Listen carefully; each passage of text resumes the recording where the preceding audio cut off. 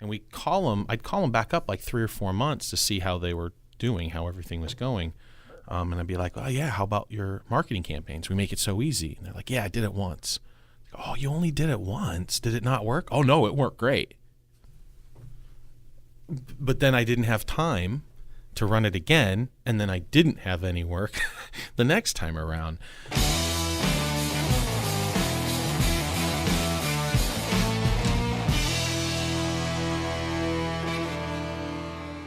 Welcome, ladies and gentlemen, to the ServiceMonster podcast. I'm your host, Joe Kowalski, CEO and Chief Architect here at ServiceMonster. Today we have Adam from training. We're going to do some deep dives into some feature sets, but before we do that, let's take care of some housekeeping. So what are we going to be talking about today, Adam, in our keeping our clients up to date? Yeah, so we don't have any new release notes this week, so I thought we'd kind of share like a bit of a harrowing story that happened here recently at ServiceMonster headquarters. So I think since you were there directly, you might be the best person to share this story. We're going to open with this, huh? Yeah. All right, so from your guys' point of view, this is about safety. Eric and I, he's the COO, my business partner, we take the safety of our employees very seriously. So we're on our property company to make sure the lights in the parking lots are on all the time. For instance, we live in Bellingham, and what is it, like 3:30 or 4 o'clock in the winter? It gets dark. Yeah. Although Although you have to wait until like 10:30 before we have fireworks on 4th of July. Part of living this far north. But yeah, we have an interesting story that kind of relates to security. So one day I was coming in, as I normally do, and it's about 9:30 or 10 o'clock. You know, I work from 6:30 to like 9 outside of the office, just kind of catching up with Facebook, doing some meditation or reading books or whatever. So I come in at 9:30 or so, and I open my door, which it was locked to begin with, which was totally not usually a thing. It's not usually locked. And so I opened the door, and there was this odd smell. And I looked to my right, and there's these old pair of boots. Eric was right behind me, and he's like, what? And I'm like, what's that smell? These boots? And he's like, well, they might belong to that guy in the corner. Some homeless dude about 6 o'clock in the morning had apparently followed in some of the staff after they opened up. They didn't see him.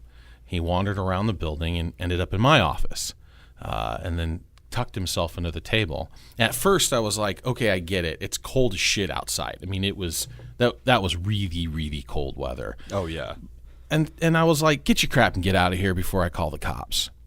And as he started to get up, I realized, like, he had all kinds of my shit on him. And so I'm like, you know what, Eric, call the cops. He's not going anywhere. And there was a little bit of a, not altercation, but he definitely wanted to leave. And I definitely was not going to let him leave. And so anyways, a cop came by 6 minutes later. They brought the whole armada. There was like 6 cops swarming the building. They took the gentleman out, and, he was obviously all drugged up. And, I got all my stuff. And, of course, I had to wipe everything down, worried about hepatitis and AIDS and, like, all that stuff, because he was a syringe user. I don't know what kind of flavor of drugs he was on, but. Right. Anyways, trippy story, right? I mean, I remember coming out, and the cops were like, well, I was really lucky, we could have had something on him, and then I just remember Eric was like, I was not worried about Joe. I was worried about the homeless guy. Yeah, because at one point I had seen that, anyways, I'm not even going to talk about that, too deep on the thing. But, I went off. I went off. Right, once I kind of figured out what he was up to and what he'd done. So, but obviously, that kind of stuff, I'm terrified for my employees. Like, for me, it's no big deal. I've handled that stuff my whole life. But, yeah, especially like half of our staff are female, and, we have a homeless transient population around here. So something that we got to watch for.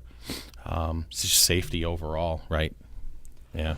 Yeah, and it's really kind of one of those things with Bellingham in general. It's as far as crime statistics go, it's pretty low as far as that goes. We do have the mild weather, so the homeless population is a little bit higher, but really just kind of tying that together, even in a safe environment, you feel like you're in like a good spot.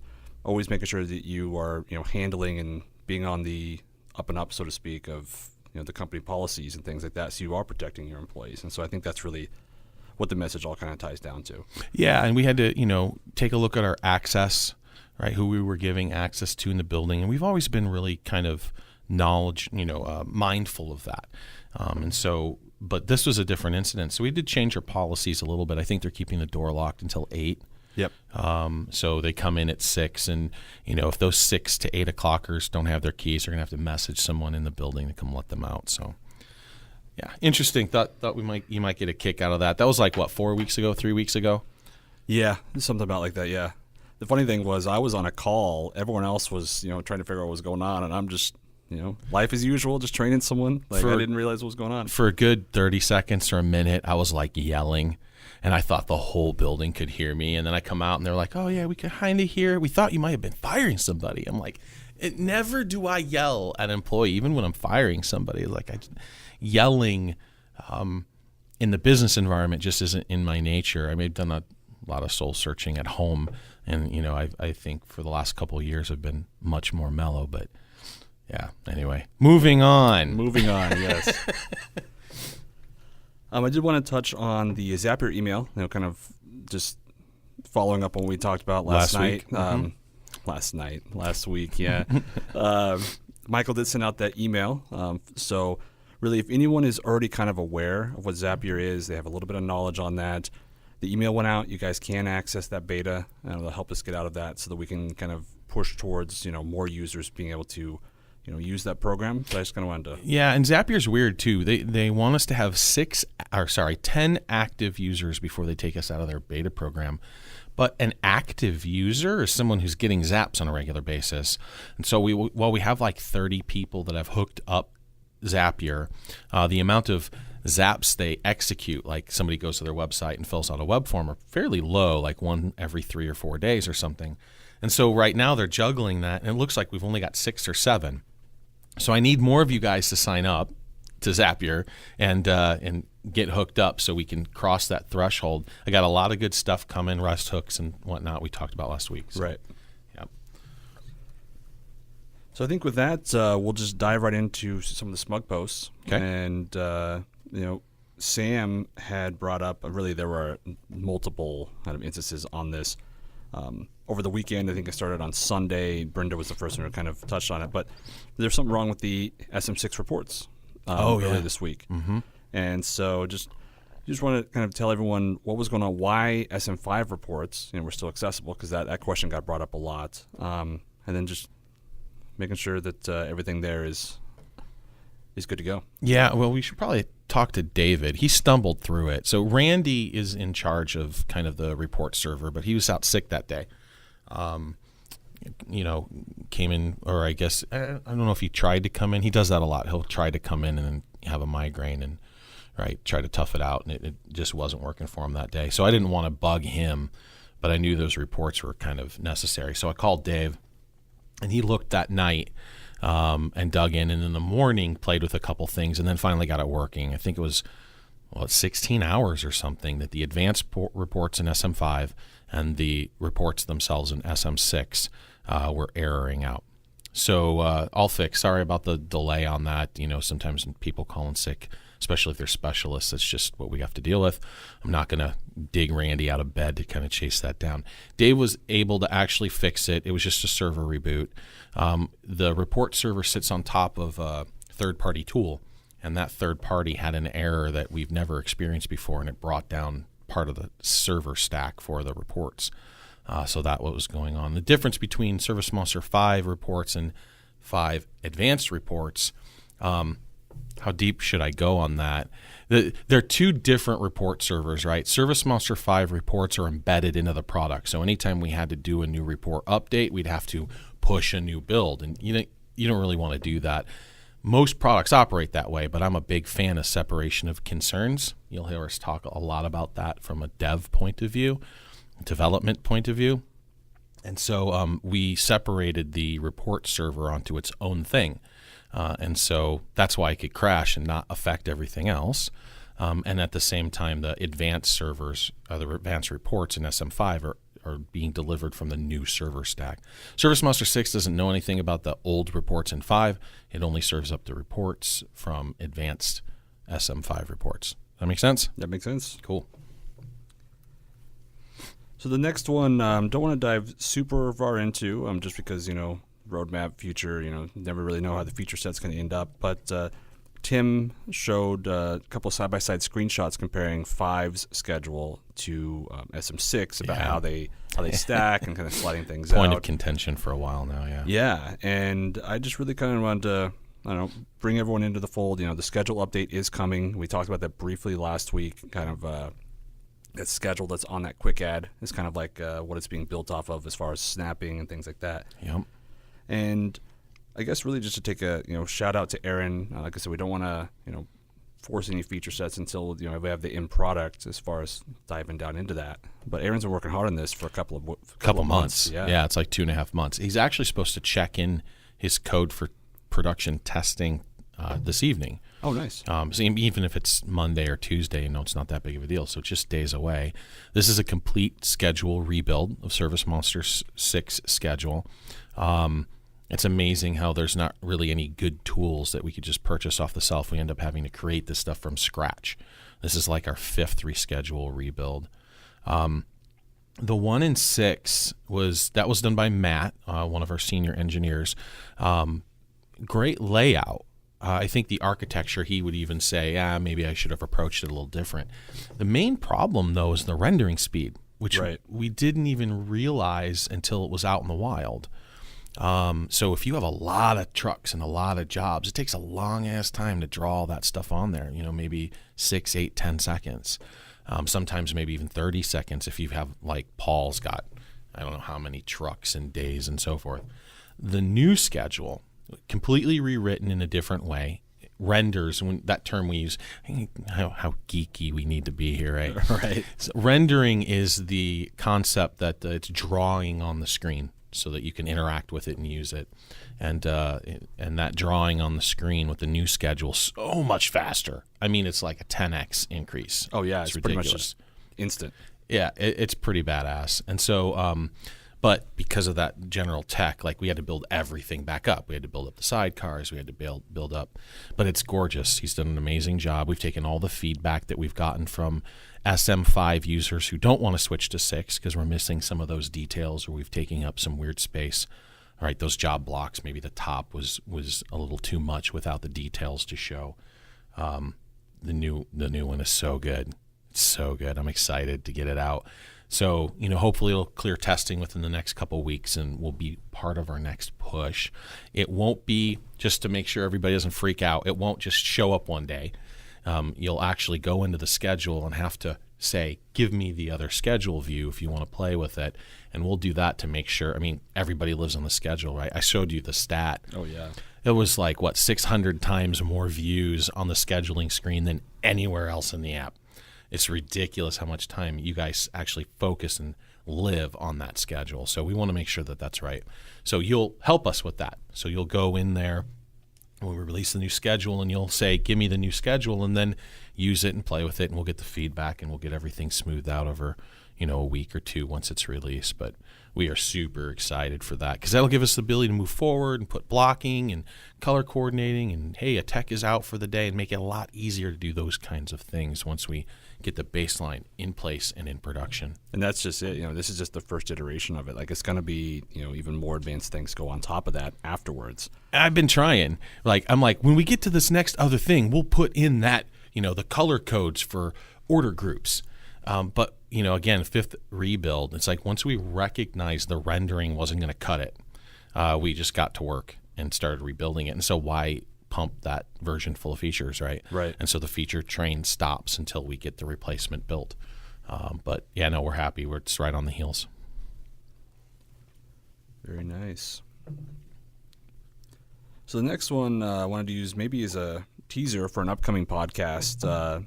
Kevin was talking about the automatic follow-up text, asking for a review. Mm-hmm. You kind of went through, hey, you can already do that, to a certain extent as far as the job reminders after the job. A lot of people don't realize that functionality exists.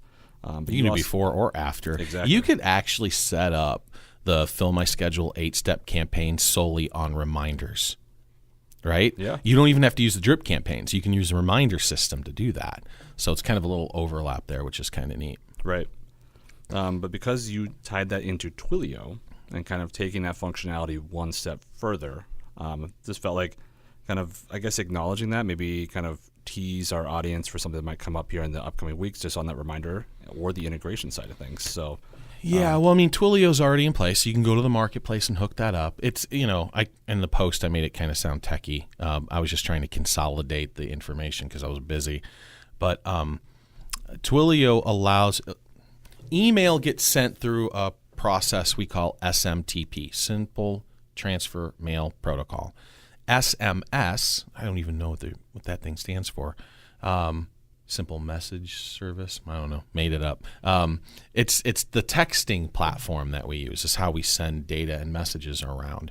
And so you can not only can you set up your own SMTP, not accept the ServiceMonster's defaults, which I strongly suggest don't use SMTP ServiceMonster defaults if you can avoid it. And the reason is because spam filtering and so forth is much more restrictive on a pipeline that everyone uses versus one that you can control. So you can actually take Google email and use that as an SMTP provider. So using your email that way, and then all kinds of fun things happen. But that's not what we're talking about. Just like that, there is an SMS pipeline. So you can go to the marketplace and you can open up Twilio, and then you can plug in your Twilio credentials. And what this allows you to do is send text through ServiceMonster, whether they're reminders to your technician when a job is moved around or reminders to your clients. You can automate it so it happens automatically before the job, which is nice. But for those who have volatile job placement, like they're moving things around quite a bit to try to fit things out, that might not be ideal. And so on mobile technician, you've got a 2-tap process that will allow you to kind of do an I'm on my way text, and also perhaps a reminder, tomorrow we're going to be there, text or email. And then you can, like we were talking about, you can use those for follow-ups. You can hit them up on text 6 months later. Hey, time for a cleaning again. Would you like to schedule? So it's a pretty cool piece of technology. Now, Paul has been on us a little bit, and I did not know this, so I got to go do a little bit more digging. But apparently, Twilio's nice because it allows them to respond back, which will show up on a number of your choosing. Right? Very few of our competitors do this, actually. Most of the time, it's just they fire it off, and it's a no-reply system. But having that Twilio integration allows them to respond back and have it show up on a phone number of your choice so you can carry on a conversation. Some of our clients are asking us to pipe the SMS texts through ServiceMonster directly. So their text can use ServiceMonster to receive the reply and then have a conversation. That's a little more tricky, right? I'm not saying that we won't do it. I think that would be a great feature, and I want them to be able to do that from the desktop too, like a chat, right? Which would be cool, but it'll take a minute to kind of put that in the pipeline. What else did you want me to talk about there? That pretty much covers it. I think really just the one thing to clarify, just for our users who maybe aren't fully aware, is the default is going to use our phone number because the Twilio default uses that one phone number. You still have to go into the marketplace, use that Twilio account, set up your own so you can control the phone number. Yeah, otherwise it's a do not reply type of Exactly. a deal. Yeah, and I would strongly suggest, just like I would suggest you using your own SMTP service, I would strongly suggest you use Twilio to do your own SMS service. The only exception, I guess, to that rule would be text to technicians. So if all you're doing is text to technicians, no big deal. Use our default pipeline and it should work just fine. Yep. So thanks as always to our SMUG users for their collaboration with each other. Just always like to take that moment for them. And there was no easy way for this transition, so I just kind of wanted to change gears a little bit. Last week we focused on lead acquisition, and then you and I were kind of chatting and thought maybe this week would be good to kind of look on not quite the flip side of marketing, but the other kind of avenue that gets forgotten a lot, and you hammer it home a lot: client retention. Client retention, client retention, client retention. Now we have an in-house program built entirely on this, called FillMySchedule. Yep. And so if we focus on that for today, just like the FillMySchedule program, you mentioned the 8-step program just a little bit ago, but let's just let's break this down a couple things. First, why is client retention so important? How your research for that kind of led to the creation of FillMySchedule, And then why in this day and age is direct mail still valuable? Aren't we in the information Digital age? Yeah, Yeah. We're a software company. What is the direct mail? Why is that still so important? So Well, first of all, FillMySchedule, or FMS, you'll see us refer to it as that, is basically us sending out these thank you and reminder cards for you, right? The 8-step program is basically a thank you. Then they get a card 3 months after the job, 6 months, 9 months, 12 months, 15 months, 18 months, and finally 24 months. And we can, kind of break the messaging down there. And this is something that you can do inside ServiceMonster via drip campaign or marketing campaign setup, and you can run it on your own, which is how we designed it at first, right? So back in 2004, when we first pushed the product out, we'd have like a training, right? So this is when there was just 3 of us. We do the training, and I'd call them back up like 3 or 4 months to see how they were doing, how everything was going. And I'd be like, oh yeah, how about your marketing campaigns? We make it so easy. And they're like, yeah, I did it once. Oh, you only did it once? Did it not work? Oh no, it worked great. But then I didn't have time to run it again, and then I didn't have any work the next time around. And then it dawned on me, because we were one of the very first software as a service company who held the client's data in a secure location. We could do it for you guys. And so we started running FillMySchedule. We bought a couple cheap printers to kind of do a test pilot, and we started printing cards for them. And it was cool because, everybody was like stoked about it.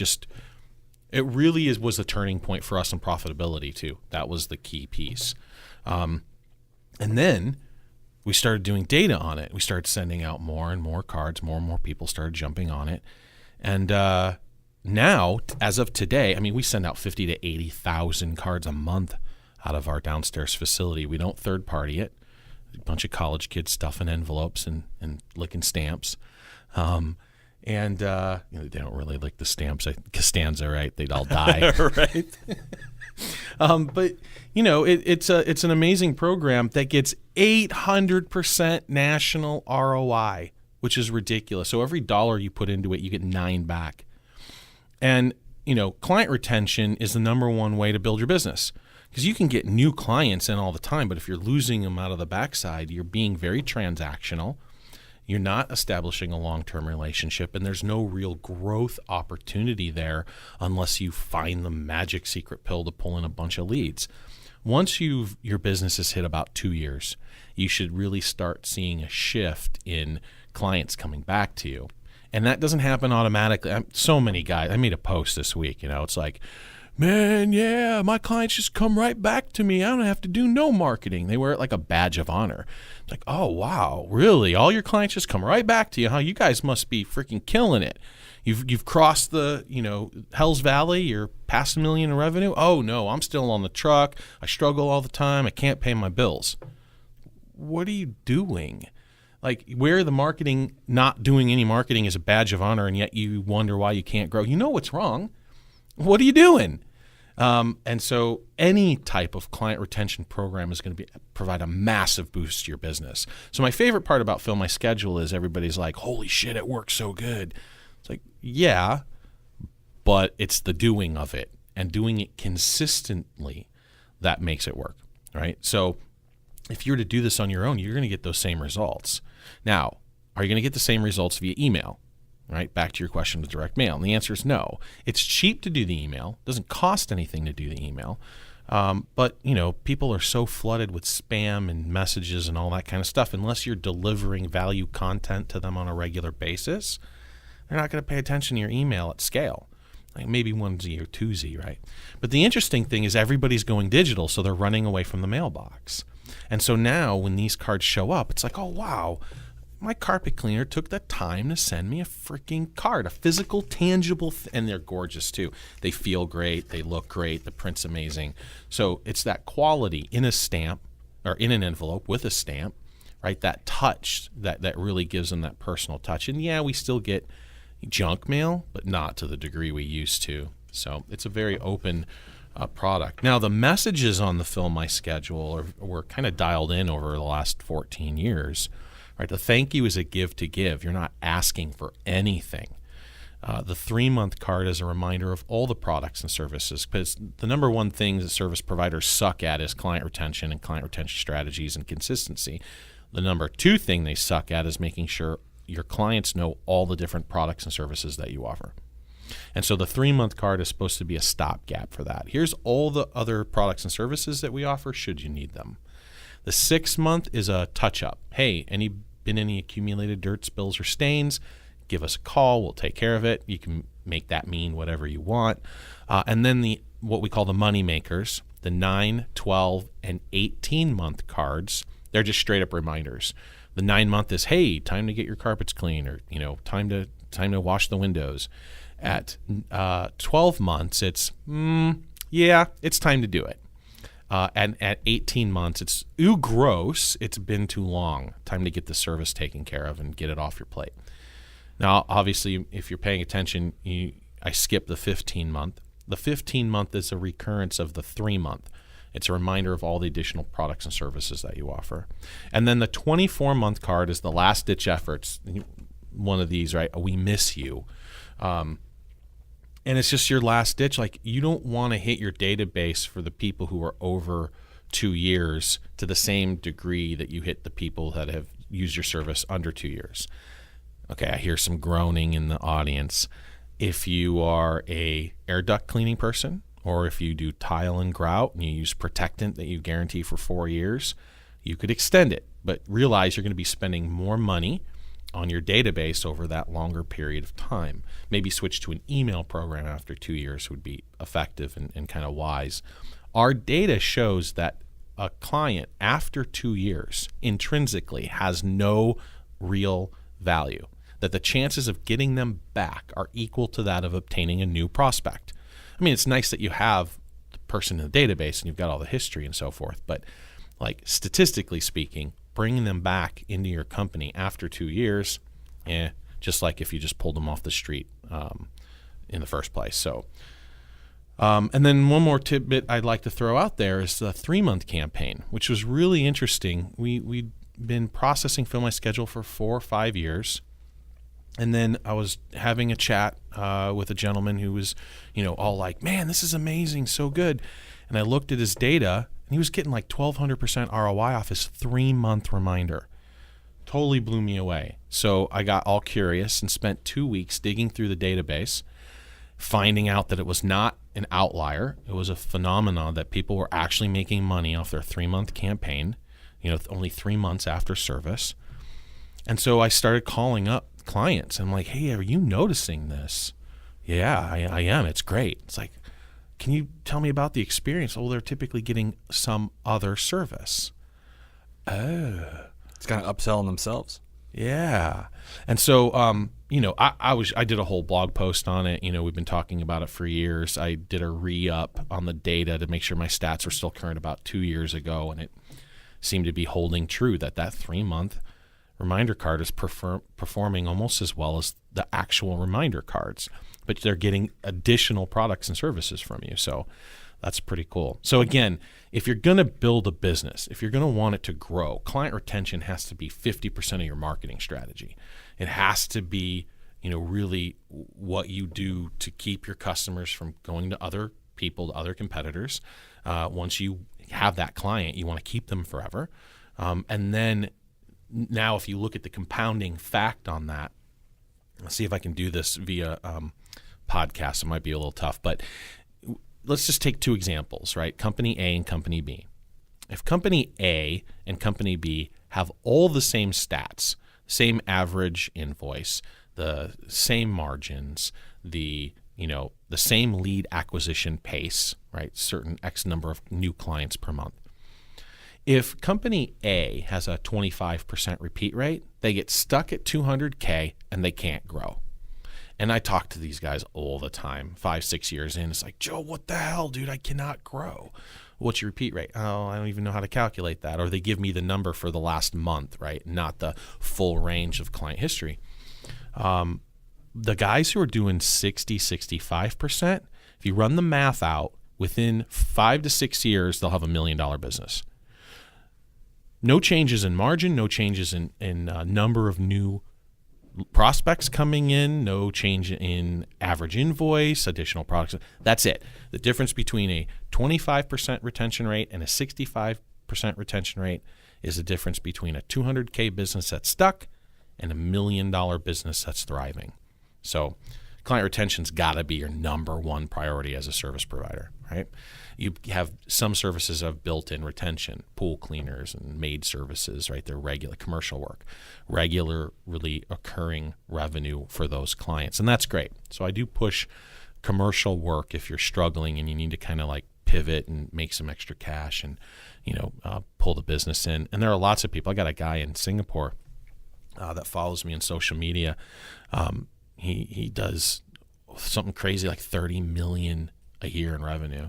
He's got 100 people. It's all commercial and it's all tile and polish. And now Singapore, right? Everybody's a freaking millionaire in Singapore. I think they have like 8,000 per square kilometer or something stupid because everything's so packed in, everything's vertical, right? And it's a very, very it's the number 2 highest per capita income place on the planet. Really? Yeah. So I always tease him about that. And he's like, well, you just got to do this. I'm like, well, shit, when everybody's got cash, man, it's much easier to sell stuff. But when you're in northeast Nebraska trying to pitch carpet cleaning services for $250 a cleaning, it's not as easy. Hey, man, I grew up in that area. So, I mean, those farmers have dirty totally boots. You got to – I was technically in Colorado. So anyone from Colorado, I'm sorry, I am a CU Buff guy. So I don't want to – but, yeah, farmers have dirty boots. Got to clean those carpets. That's right. God, I know. And my little homestead, keeping that up. So, yeah, the way it sits right now, FillMySchedules, the content inside is kind of defaulted for you, but you can change it. You can print stuff on the top if you want to do like services or offers or coupons or anything like that. I normally don't suggest them, but plenty of our clients do it, and plenty of our clients get some return off that. You can do something like putting business cards in the envelope. Put 3 of them in your thank you and say, hey, refer people to us. That would be kind of cool. So there's all kinds of ways that you can use that FillMySchedule program. We have a handful of card fronts because currently you can't use your own art design on the outside of the card. But that's changing, right? Development's 85 to 90% complete on custom front technology, which is going to completely change the game for FillMySchedule. So for you guys who are waiting for custom fronts, obviously that's huge. Ryan Kitterig has a design collection as part of FillMySchedule. You can select the Kitterig collection. But the big bang for him getting involved in that and doing those cards for us was getting more work. And if we're not providing custom fronts, there's not a lot of work being generated from it. So Ryan, get ready. I think when we come out with custom fronts, like we don't want to do design. So everyone who's going to ask me, Joe, dude, do our design, I'm going to say no. Like I don't want to argue with you over cornflower blue for a $200 take. No, thank you. So I'll give that to Kitterig and let him have those debates with you. So look for that. The custom fronts are coming soon. And I won't say one more thing to point out. These are not postcards. People say all the time, postcards. These are tent fold cards, 4x6 tent fold cards that go inside of an envelope with a stamp. So, much nicer. Think a birth announcement, wedding invitation, that kind of a thing, right? And I think that's part of the reason why they're effective. They're 81 cents plus postage is how they're priced. And again, it's, somebody's like, man, that $1.60, $1.70 a card or whatever with postage now. I think it's $1.50, right under $1.50, because the postage jumped like 10 cents. Yeah. So, but even with that, I'm like, dude, it's 800% ROI. You want us to charge you more. If we can keep the 800% ROI and you give us $100, that's still good for you. Right. So, too many people get caught up in the cost and not the value, which is, of the return. If you're going to try it, I would suggest making sure you stick with it for 3 months, because it's that consistency that's really going to help kick things in. And that's about when we see the numbers settle down to what they're going to be. And most people are over that 800% ROI. That's just the national average for those cards. Yeah. Yeah, I think it's really interesting that the 3-month story. I remember when you were talking to me about that, I don't know, gosh, probably my second month here. We were kind of going through some old blogs and things like that. And I think it was actually Paul. If it was someone else, I apologize. But it was just a month or two ago, some users in SMUG were asking, like, how do you guys use FMS? What do you guys use for client retention? And he actually mentioned, like, yeah, I went with the 3-month program. I really didn't want to. Like, I was definitely kind of dipping my toes in there. And then it came back and, huge ROI. And I think it was his second or third highest. And he was shocked. But, it's just kind of one of those scenarios where, don't knock it till you try it, I guess. Yeah, seriously. And, you can try it on your own, too, if you want to try to keep the costs down. But who wants to lick envelopes and freaking stamps? And you guys just don't do it. That's the fact of the matter. You guys are not doing your client retention. And so, it was up to us to give you a button. So we gave you a button. Now, we can do it for you. So you can do it on your own. You can do it through ServiceMonster with our drip campaigns and marketing campaigns and prep all the material and print them out and do all that stuff. Or you can get hooked up through FillMySchedule, and we'll just do it for you, and that'll be it. Last time I checked, I think it was 58% of our database was actively using FillMySchedule. So it's definitely, people take advantage of it. People sign up only for that product and then learn about the other CRM aspects in reverse. But it was a major game changer for both ServiceMonster and the industry when we launched it in like 2006. I think too, like if you're gonna pull anything from that whole kind of bit about FillMySchedule and the client retention, it's written in our software name, like CRM, like building that relationship. And I really loved. I talked to Jay Young, and you guys had an interview a year or two ago, I think, with him in the conference room there, about how this isn't a transactional relationship. You don't want that, and so if you don't have something to retain those customers, you're never going to build that relationship. And we want long term. So that's we want those clients keep calling you on a regular basis. You don't have to chase it down. And again, it's just a compounding fact. If you can continue to get your current clients to come back to you while still building new clients coming in, then it just makes for a nice growth trajectory. So I think just kind of piggybacking off of that, I'll just really quick, someone asked a question. So how can I track this? You're throwing out this ROI, you're throwing out these numbers. How do I track it in the system? And really, there's a couple of easy ways. It's a snapshot in our software. So in SM6, you have the FMS deck right there on the homepage. Tracks your basic KPIs, ROI. It's all written in there. Yep. And FMS also has its own section completely in the software, both 5 and 6. That tab in 5, the little section there in the navigator in 6. It shows you what your trend is. It shows you what your growth is, what that return is, and so on. And it shows you all your orders and all the clients that got sent, and you can kick people off the list. And yeah, it's fairly comprehensive. And it just kind of going from there too. Just kind of piggybacking, like you said, like it shows the jobs and so on. A question we hear a lot when Annette is talking during the marketing consult is, how do I control my spending? Like, is this just money that's just flying out that I'm not aware of? And the great thing is that the approval's in all of our users' hands. Yeah. Nothing gets sent out until you guys approve that. Some people grumble about it. They want it on auto, but I won't do it. I just don't want that ding in your account right without your knowledge, because sometimes you could have a fruitful summer, and now all of a sudden in the winter you're spending a couple $100 on cards, and you may not experience a positive effect on that. Wait, what? I was going to buy Christmas presents with that cash. So you do get to control it. You get to turn it on. And then as far as tracking goes, we actually show you 2 numbers, one that we call inferred and one we call tracked.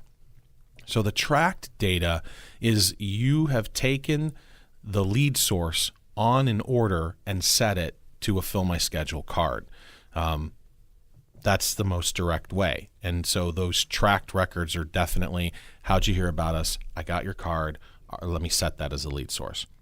But I hear all the time, man, she told me it was the magnet or the bottle of spotter, or they found it on the Google box.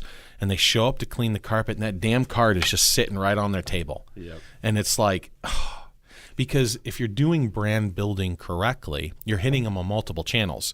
So where did you hear about us starts to lose its value. Not to lose its value in tracking. You still need to track it. But what does it mean? If they've seen you in 6 places, which was the one that really won them over? answer, it was a cumulative dogpile effect. And so, that's why we look at the inferred results. The inferred results will attribute the card to the sale directly as long as it's within 60 days. So if the card got shipped to them and then they booked a job within 60 days, the inferred result will say card won. And so you have this tracked result and this inferred result. Now the truth is somewhere in between. And then we get people like, well, what if they were going to call me already? Like, bullshit, get that out of my face. Like that's not even worth a discussion. They were going to call me already. Some of them might have. And yeah, did you waste $130 or $140 on the dang thing? I would argue no, it's a good brand building anyways. But at scale, having a solid, consistent client retention strategy is the best way to build your business. So you look at those two numbers, the inferred and the tracked, and you kind of can imagine that's somewhere in between. I think just talking to Annette, she would be rather upset with both of us if we didn't mention that there are occasional other uses for this, kind of one-off blasts, like the holiday blast we do right before the Christmas holidays. Yep. And we also have one coming up right here. Spring, hello, baby. spring. Yeah. So the polar vortex is about winding down. We got a really weird snow yesterday here in Bellingham. Yeah, it never snows in March here, ever. And that was it was like whoosh, blanket, and my kids were making giant, snowmen and so forth. But now most of it's gone. So we're heading into March. Things are going to be warming up. The phone's going to start ringing. But if you can get your spring cards out quickly, that should generate a decent amount of business. Right, it's the end of the winter, so everybody's out of cash, and there's still no jobs. Right, your coffers are running dry. Your grain stores are, eaten up by mice, and so it's time to get those replenished, and that's a good way to do it. The spring card set would allow you to kind of hit a good portion of your database and just say, "Give me work," right? And then, of course, we do that for Thanksgiving and Christmas. We have holidays. We also have cards that actually say Merry Frickin' Christmas. And they don't say frickin', but they say Merry Christmas. So a lot of people like those. The Christmas ones are, again, a give to give. It's kind of, expect jobs from that, although people get some. It's during the worst time of the year to actually ask for carpet cleaning. But having that card on the mantle, means a lot. So I like that. Spring cards, though, man, that's about drumming up money. That's about cash. So if you haven't got your spring cards in yet, let's get a call into Annette and make that happen. Oh, yeah. I think really the one last thing to tie off of that, too, that we kind of skipped past, is that you can really dive down. You don't have to just filter to every single person who has work done, right? Mm-hmm. And that's why the spring blast, you can maybe target some certain heavy areas, hitters, right? Or dollar amounts, right? Dollar amounts, exactly. Target zip codes, target area codes, target people who gave me work was more than $300, whatever you want to target. So you don't have to hit your whole database. You're right. I would start though with everybody in the 2-year window, because you don't know how that minimum charge client, that $150 client, you're doing minimum charges, right?